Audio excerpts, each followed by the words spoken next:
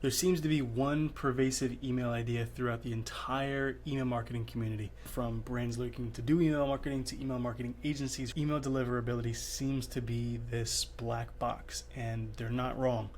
Email deliverability is a surprising area with a ton of power, but surprising in that there's also surprising lack of transparency, and because of that, expertise. Transparency meaning around what mailbox providers want to share, are willing to share around what exactly their signals are, giving you any specific score like Klaviyo recently did with their email, with their deliverability score. There's a surprising lack of anything around this that gives people a clear benchmark to look for, to set. It seems to be you edit a lot of these parameters. You understand at a deep level how to build a really strong sender reputation and pray for the best. And in this video, we're going to go over basically every component when it comes to standard level and slightly above, more advanced level email marketing, and how to tailor all of the things that come to your email marketing strategy around deliverability. I have a theory that in the next 1 to 3 years, every good email agency will really become or will morph into deliverability agencies, because this is becoming so much more important. And the almost 24 accounts that we've audited this year, we see almost every single one having either issues with deliverability, a lack of clarity around what deliverability success looks like for them and what benchmarks to shoot for. And in this video, we're going to go through all of the different components. There's 4 major pillars. There is content, audience, technical, and list. In no particular order, we'll go through all these components and then I'll let you decide what you're struggling with first. There are some key things in which you should tackle first, but really when it comes down to it, you should tackle whatever you seem to be struggling with the most. Let's start with content. So going into content, there are a few components of how to create content that is designed for deliverability. One being size, one being layout and language, and another being format. Again, these aren't in any particular order. Usually these are in order of creation. Size, images being too big. We see this more frequently than we would hope, where we go into an account and their email header for their welcome flow is 3.5 megabytes. That's an enormous image file size, or they have 3 GIFs in one of their emails, and so their total email file size is absolutely enormous. This is something we have to be really careful about. Klaviyo actually just introduced their compression tool. It has bugs, so we're not using that yet. We use tiny.png to compress all of our images. We export everything in PNG to make sure it's lossless, put it through tiny.png to compress everything down, and make sure the images are as small as possible. Sometimes you will lose some quality if you have gradients in your email and things like that. You have to weigh the pros and cons, but really the goal is to get these emails down to as small as humanly possible to make sure they're as deliverable as possible. Too many links, or excuse me, too many images. So when you have 5, 7, 8, 9, 10, 11, 12, 15, we've seen emails that have 40 different images between creating one singular all image email, between all of the header links that they have for the email, body, hero, the body, lower in the email, in the footer, all the different social icons being all images. There has been an epidemic of people doing this, and it's just a mistake. You don't want to have too many images. Images are enormous, and each image needs to have an alt text. If you forget to add an alt text, it can add a ton of pain around going back and doing that later. So we recommend sticking to using images when most applicable and using everything else when possible, and avoiding. We see people who really want a specific look for their footer, so they design it with an image and splice it up.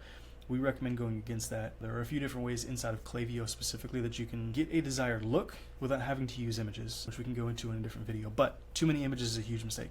Too many links is another one. I think this is one of the biggest ones here, because each individual link you add is additional weight, because especially now as Gmail and Microsoft and all these inbox providers run click tests and are clicking your emails, these are individual calls that are happening to your email, and if it has to do that, again, 13, 14, 15, 20, 25, 40 different times, which sounds insane to say, but it's happened before.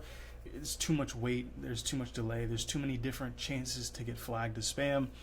We try and keep our emails down to under 10 links per email. Yes, 10 total links. That's including social, that's including hero and body, 10 total. Ideally, if we can keep it under 3, that is the most preferable. So too many links, we see this perpetrated so much. And if you look inside of emails that are often clipped, inside of Gmail, what you'll see is they have a ton of different links. And it's even worse when the links are going different places. This is going to our main site, this is going to a partner page, this is going to Instagram. It's another chance to get marked as spam when you're sending to these different URLs. So too many links, and limit to 1 or 2 external domains per email. Next, moving on to layout and language. Only images. There's been a lot of debate over the last few years regarding images, image-only emails, adding in text blocks, 60-40 split text and images, plain text emails. There's been so much debate. They're changing some standards in the UK as we speak, and it may already be done by the time you're watching this video. I think that eventually the US will roll more towards also being more strict with what they consider spam, and I think image-only emails will eventually fit that bill. So why not future-proof your emails? What most agencies won't tell you is they love designing all image emails because it's easier, because you can design it all in one place, make edits all in one place, and then be done with it and move it once you have the final edits into Klaviyo or whatever ESP you're using, SendLane, whatever ESP you're using. It's easier. It's not better. It doesn't seem to be, and we'll get into format in just a second. We'll go into exactly why it doesn't seem to be better. We've ran a similar test across multiple different clients, across multiple different sends to get stat sig, but only image email seems to be a mistake. And if it's not a mistake now, I think it'll be a mistake in the next 1 to 2 years. No alt text for images. This is really not as common as it used to be, but really important. And also, most people have figured this out at this point, where you need to have, if you do not have alt text in every image in your email, it doesn't matter if it's an Instagram image to show the icon, it doesn't matter what it is, every single image used inside of your ESP that you're using to send to subscribers needs to have alt text. Full stop, not a question. It may not hurt you on that individual send.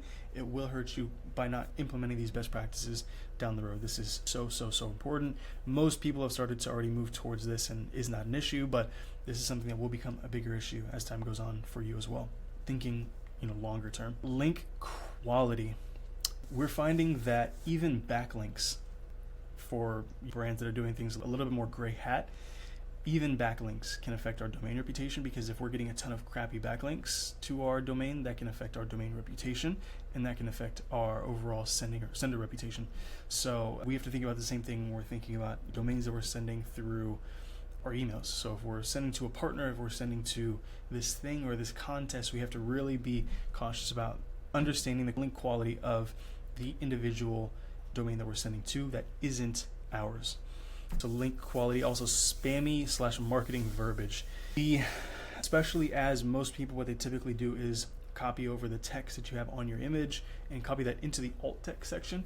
What can happen is these mailbox providers, these algorithms are getting smarter and smarter, so they're starting to pick up on things, and they're starting to also pick and choose what they do and don't. Like, for example, THC, weed, cannabis, high, there's certain money, profit, there's some of these words that they're starting to get hip to and go, hey, I think we're just going to send this email to spam. Even if they don't ding your sender reputation, it's becoming more and more important, and also speaks to the thought process of just doing your best to send emails as if you're a person sending emails to another person. This has been said for years, and it's never been more important. I feel like we've gotten away from this a little bit, but just continuing to stay away from spammy or marketing, spammy more so profit, money, dollar sign, things like that, but also marketing verbiage as much as possible. Buy, shop now, high intent keywords that are going to become more and more important as time goes on, because if you can just connect with people on a one-to-one level, or at least appear to be doing so, you're going to get favorable placement,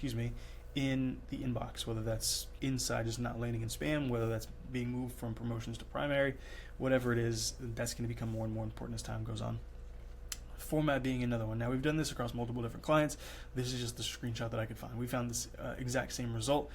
Here's the context. So format is important. Do we send plain text emails? Do we send all image emails? Do we send a mix of both?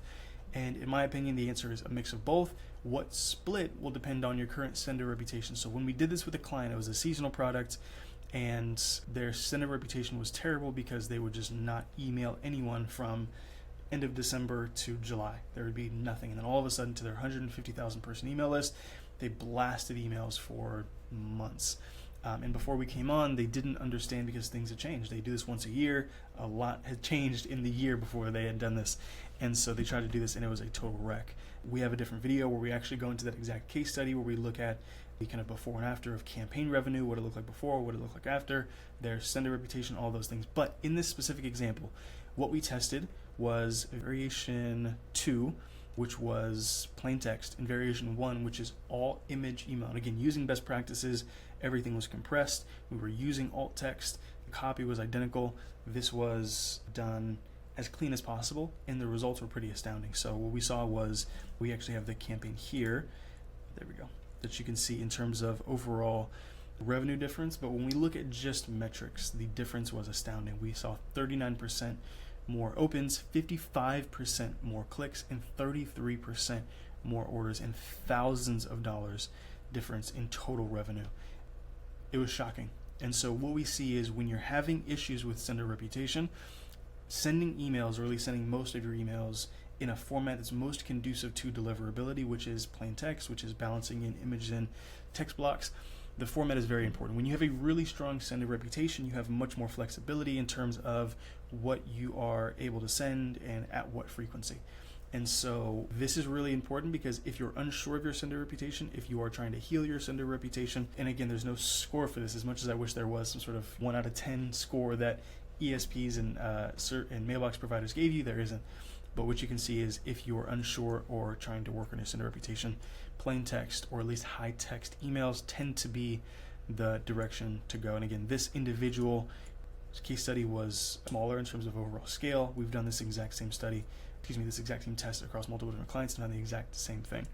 And we've also found almost no delta, again, when the sender reputation is good. So there's also that context too. Again, if it's good, take that direction, you have more flexibility. If your sender reputation is hurt, take this direction and send more plain text emails. Plain and simple. Audience. Oh, actually, let me plug this in. All right, so when it comes to audience, there's 2 components of this, which is the segmentation and also the exclusions. Segmentation, this will vary based on your individual brand, but there's a roadmap that you can follow, which is anything new or super innovative. It comes down to a few different components, which is engagement level and activity. So of the non-customers, people who've purchased or haven't purchased, your list of VIP customers who purchase in the most volume. When we look at the engaged portion of this, there's 2 different directions we could take, which is engagement level. More so when I say that they've clicked 2 or more times, they've opened 5 or more times. Look, and it's going to be different for every brand. Some brands have a different level of engagement. They buy products more frequently, they open emails more frequently, they send offers more frequently. It could change based brand to brand, but you want to look at engagement level. So engagement status, so person has subscribed in the last 14 days, 30 days, and person has opened 2 or more times, person has received X number of emails and opened, clicked 2 or more times. You want to look at overall engagement, exactly how engaged they are, right? Have they opened or clicked a certain amount of times? But there's also engagement timeline, meaning someone has engaged in the last 14, 45, 60, 90, 120, 180, 365, whatever it is. Again, it differs for every brand. If it's a mattress company that sells a $1,000 mattress, if it's a supplement company that sells a $30 sleep supplement, it could change greatly. But looking at your individual brand and how much engagement you get on a weekly, quarterly basis, you determine and see which you should start with. But basically, whenever we start with a brand, let's imagine we're trying to heal our deliverability. We want to start and work our way down. So we want to work our way, because mailbox providers don't care about purchase status. They don't care about, sometimes what people do is just put together a list of purchasers and say, send to anyone who's purchased ever. The problem is there are people who've purchased who aren't engaged through email. So when you do this, you can actually hurt your sender reputation, even though you're driving potentially more revenue, because these are the bulk of people who will buy. What we usually recommend is starting with high engagement, because those initial KPIs are all that matters. Revenue doesn't matter necessarily. They want mailbox providers in their algorithm and the signals that they use looks at overall engagement, and sometimes that can be even, people don't realize that Gmail and Yahoo and some of these mailbox providers even measure time on page. When people are looking at your emails to see how long they look at your emails, do they open and then click out? They're even looking at things like that. But considering overall metrics, open and click rate, sticking to some of the highest engagement can, for the most part, lead to the best overall metrics. Now, that's not always the case, because sometimes people are too engaged. Anyone who clicked 7 days ago may not open another email. Again, varies greatly, but I'll leave that to you to decide for your brand, and then we'll work our way down. And what we can also do if we're finding that these metrics aren't fantastic, and these can be a varying level also, usually what we stick to is person is not suppressed and has opened or clicked in the last X number of days. We don't usually say and person has signed up recently. The reason we stopped doing that was because we found that people who have signed up but was a spam trap or was a bot or is out of the country now or has entered a typo, those people will continue to get emails. And what you could do is say has opened, clicked, or signed up recently. We used to have a condition that said, and we stopped doing that because based on the level of engagement, they would still get into that list. So it depends on how strict you want to be with it. Take with that what you will. One thing you could also do though, if you're finding that these metrics aren't up to your standards, is say anyone who's isn't suppressed, has opened or clicked in the last X number of days, and has made a purchase once over all time. That'll shrink your overall audience down for that segment and give you hopefully the most or the highest engagement possible, and also the biggest balance of revenue per recipient in there as well. So different strategies that you can go with. Usually we start at bottom and let the data tell us what it will and figure out what our plan of attack is going to be from there. Lastly, here in audiences exclusions, usually we stick to some of the key ones, which is anyone who's bounced less than 6 times in X number of time. Someone has to soft bounce 7 times in Klaviyo before they're suppressed. That's a lot of soft bounces.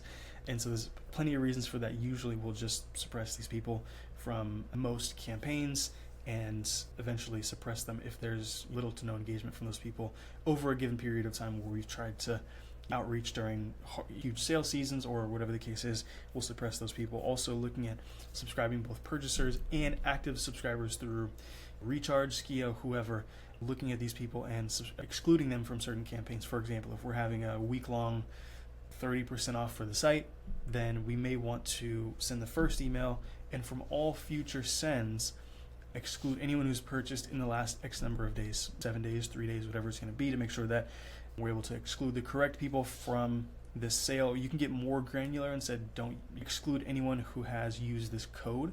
Usually there's almost no delta in the overall difference when we just exclude subscribers over that period, and also making sure that we're excluding Recharge, Skio, whatever product subscribers from certain promotions to make sure that they're not tempted to leave or tempted to cancel, to churn just to get this deal. We want to make sure that we're showing this to the right people. Also, unengaged users. Usually this is people who have not been suppressed, are currently active. Anyone who's received a certain number of emails, let's say they received 10, 20, 30 emails over the last X number of time and has not opened or clicked. You can also change the engagement level. You can say has received this number and has not clicked. This will get you the biggest audience, meaning the most of what's considered unengaged, has received 35 emails over all time and has not clicked an email one single time.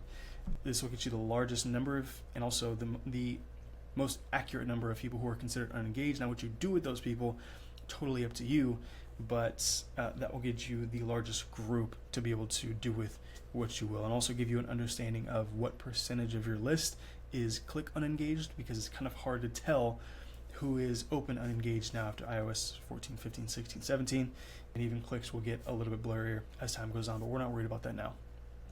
So that is audience. Now we're going to speed it up just a little bit to keep this video under 30 minutes. Technical, yeah, I would say one of the most important parts of the overall sending infrastructure. And there's a few different components to this. This is where most people fail. This is where there's sometimes the least clarity, often the least amount of expertise around traditional email marketing agencies. Authentication record failures, so making sure that just in general, all of your authentication records are set up properly, making sure that there aren't issues with your SPF record, your DMARC record is set up as it should be, your DKIM records are aligned, making sure that when you look at it, there's minimal failures. This is a screenshot from a brand that was having issues with their DMARC record. The DMARC record actually was not set up, and then once they installed it, there was an issue with it, and then once we came on, we were able to begin to taper this off and find that there was a core issue that we actually had to go in and change. But once all these records are installed and aligned correctly, you're able to solve the problem. Next is going to be, and that's kind of the standard portion. This is where most people, if you talk to any email agency, they'll usually say you need to fix your SPF record, DKIM record, and potentially we'll fix it for you. That's kind of the general level. This is where we get into the more technical aspects of email deliverability and making sure that, the way I put it is, you have your passport. right? You're doing everything correctly, everything is set up as it should, and you can wave your piece of paper and say, hey, I'm here doing everything that I should be doing completely legally. They open the gate for you and you go in. There's no issues. There's no, hey, please step into this room. You'll get away scot clear for the most part, as long as you're doing everything else right. DMARC enforcement is a huge part of that. Making sure, and this is one thing that I see people do wrong all the time, is they take a DMARC policy without truly understanding the next thing, which we'll get into in just a second, and moving the DMARC policy from none to quarantine to reject without understanding the core competencies of DMARC enforcement or understanding the technical aspects of sending alignment between SPF, DKIM, and all the sending sources. If you do not understand these things, if you do not understand or use a platform like EasyDMARC or DMARCian or understand how to read XML reports, do not touch your DMARC record. It's not worth it. Don't do it. But you definitely want to, once you understand the core competencies, you want to move your DMARC policy to reject, because it makes sure that they're, and we've done this to almost a dozen different accounts now, where we enforce their DMARC policy. Almost every single account, there are sending sources that are sending emails on your brand's behalf, and people have no idea, because you wouldn't have an idea until someone brought it to you and said, hey, I just got this email from this other thing. Is this legit? Is it not? And you say, actually, no, it's not. What can I do about it? Flat nothing. You have to make sure your DMARC policy is enforced to make sure that any bad actor sending emails on your domain's behalf go straight to spam.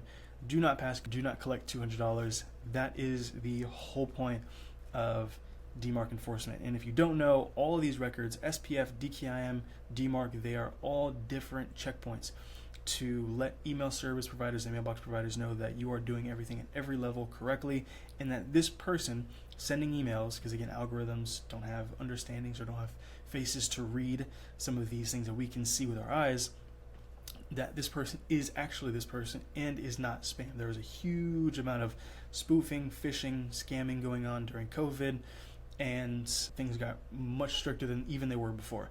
And so DMARC enforcement is going to be a huge part of just making sure that everything is aligned and everything is as rock solid as possible. And you can even just see the difference in the overall high level look of this.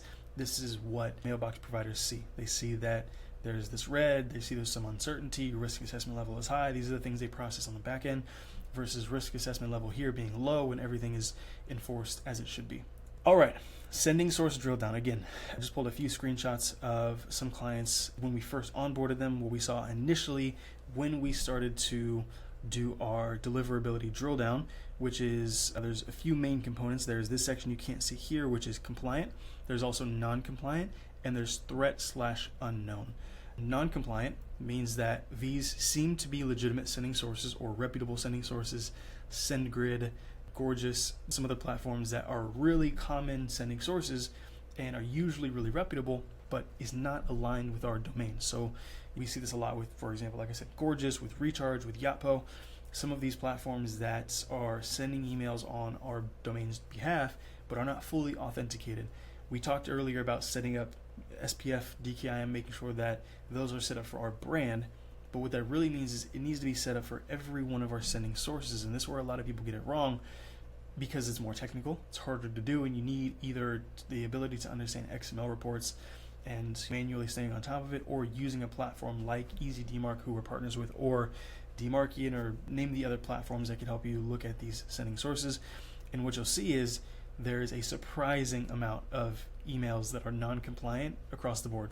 There's inside of this non-compliant tab, I can't go into the specifics of each account, there are various number of sending sources. Sometimes it could be just one or two, sometimes there's 10, and there could be varying numbers of volume going out for each individual sending source. So this non-compliant tab here with 14,000 emails might only have 4 sources, but one of those sources is sending out 10,000 emails per month. So will vary in terms of how easy this is to begin to reverse.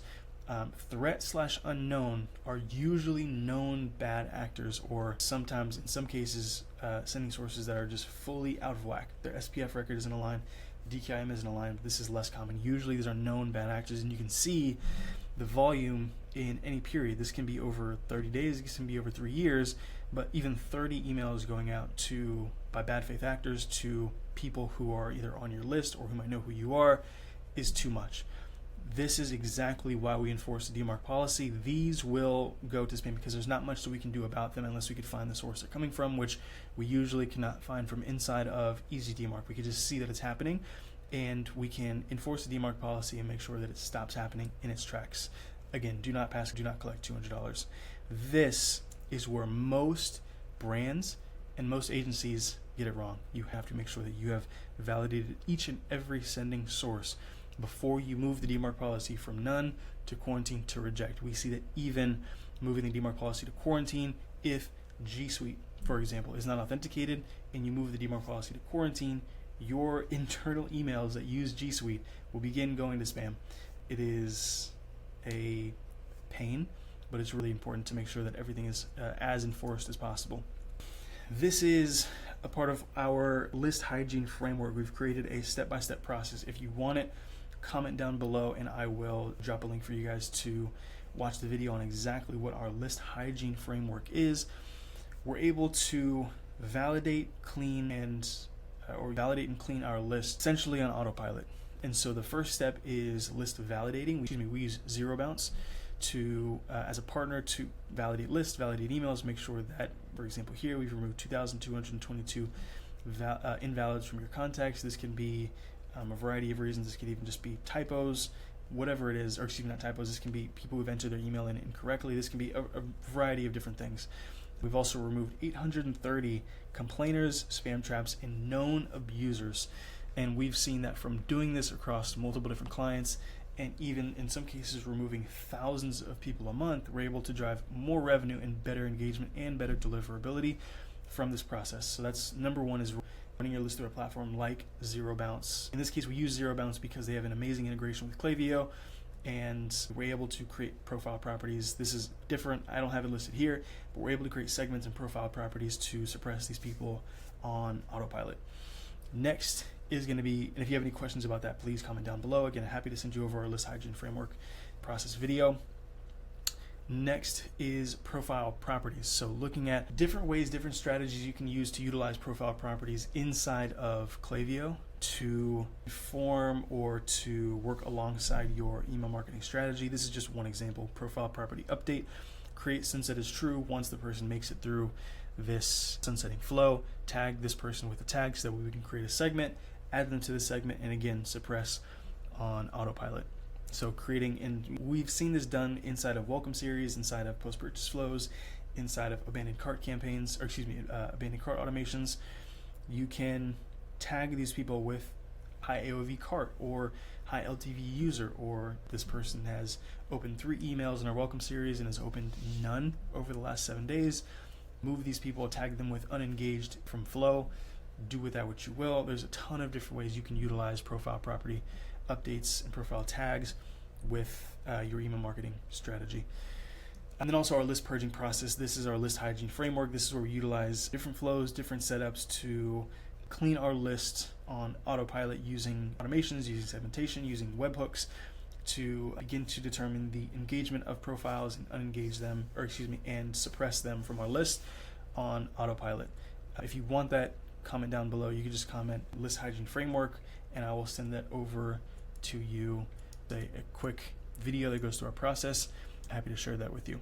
Overall, to sum the video up, there are 4 main pillars and main components to email deliverability that are more non-technical. There's more technical, you can get more technical and dive even deeper than this, but when we look at the surface level, when we look at what we can do most, what we can do in terms of the lowest hanging fruit without getting super technical, is looking at content, audience, technical aspects of deliverability, again, authentication records, demarc enforcement, and so on, and then list health using a process like a list hygiene framework to clean your list. It doesn't have to be on autopilot. We do this because it saves the team time, and also it's a great process that we've been able to build out using some partners. But even if it's just taking unengaged profiles, sending them a campaign, anyone who doesn't open or click from that campaign, creating a segment of those people and just purging those people on a quarterly basis. It can be more manual, but we've been able to, for each of our brands, determine what engagement looks like for them and build based off of that. We are at 32 minutes. I'm going to wrap the video here. If you have any questions or want me to dive any deeper on any one of these components, size, layout and language, format, segmentation, exclusions, records, demarc enforcement, sending source, list validation, and our list hygiene framework, I am happy to do so. Please comment down below with any questions that you have. Any feedback that you have is appreciated, and as always, if you can give this video a thumbs up and a follow for more content it is always extremely helpful to make sure that I'm understanding what is the most beneficial to the people watching these videos. And anything else, if you need any additional context, I'm happy to have a conversation with you down below in the comments. Talk soon.